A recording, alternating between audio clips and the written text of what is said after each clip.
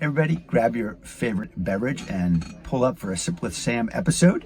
I'm sitting here just outside the floor of the House of Representatives, where we have just voted on H.R. 30. This was a law that purports to protect women from sexual assault and domestic violence from undocumented immigrants. Of course, it is already the case that any person who's committed rape or domestic violence of felony nature is inadmissible. And I'm very familiar with all those laws because I used to be a criminal prosecutor at the local level prosecuting sexual assault cases.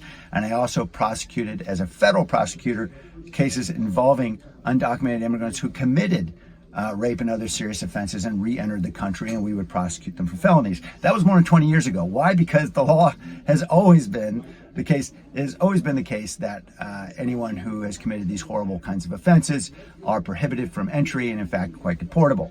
So why in the world would Republicans introduce this bill? Well, obviously, we know it's political silly season after an election, and everybody's trying to show that they are tougher on crime than the next.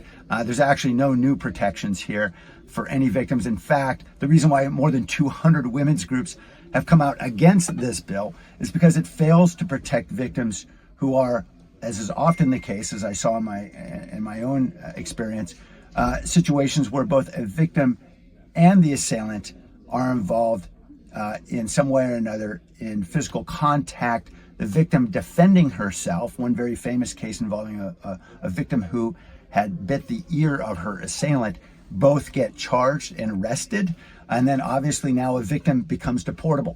We would want to protect those survivors of sexual assault and domestic violence from risk of deportation. If we don't do that, then they will not come forward to report, and then we are all less safe.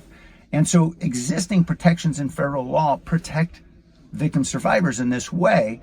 This bill would not, and that's why more than 200 women's groups throughout the country came out against this bill. So I voted against the bill. I did vote for what's called a motion to recommit. That would have sent this bill back to committee where it should go, so we can get those protections in place, sensible protections that would ensure, as I know from my own experience as a criminal prosecutor, that we do not further victimize survivors of domestic violence and sexual assault. So that was my vote on H.R. 30. Look forward to talking to you next week. We got more bills coming down the pike. Thanks. Take care, everybody.